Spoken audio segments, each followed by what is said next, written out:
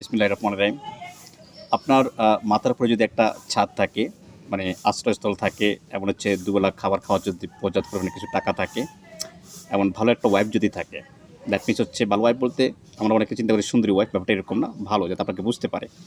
যদি সেটা থাকে, মনে করুন যে আপনি পৃথিবীর মানে সুখীদের ভিতরে অন্যতম সুখী। কীভাবে ব্যাখ্যা করি? অনেকে চিন্তা করে টাকা পয়সা থাকলে সুখ, ব্যাপারটা এরকম। বাট টাকা পয়সা আছে কিন্তু সে বিভিন্ন রোগে মানে ভুগছে, বিভিন্ন রোগে সে আক্রান্ত, কিন্তু সে সুখী না। আবার অনেকে দেখবেন বড়, বড় ইন্ডাস্ট্রিয়াল পারসন, বড়, বড় শিল্পপতি, তারা অনেকে চিন্তা করে থাকে যে বাইরে থেকে তারা খুবই সুখী, ব্যাপারটা এরকম না। কারণ হচ্ছে তারা বিভিন্ন কাজে এনগেজ থাকে এবং তাদের মাথায় অনেক ধরনের চিন্তা থাকে, কিন্তু আপনার মাথায় কিন্তু সেটা নেই। তার মানে বোঝা যাচ্ছে যে টাকা পয়সা থাকলে যে মানুষ সুখী, ব্যাপারটা এরকম না। আমি যেটা বলেছি সেটা হচ্ছে যে যদি আপনার মাথায় একটা শেল্টার থাকে, এমন হচ্ছে আপনি যদি দুবেলা খেতে পারেন, ডাল ভাত খেতে পারেন, এবং আপনার যদি একটা ভালো ওয়াইফ থাকে, ভালো একটা পরিবেশ বলতে আমি এটা মনে করব না, ভালো ফ্যামিলি যদি থাকে, তাহলে আপনি মনে করবেন যে আপনার সুখের তালিকাটা খুব উপরে।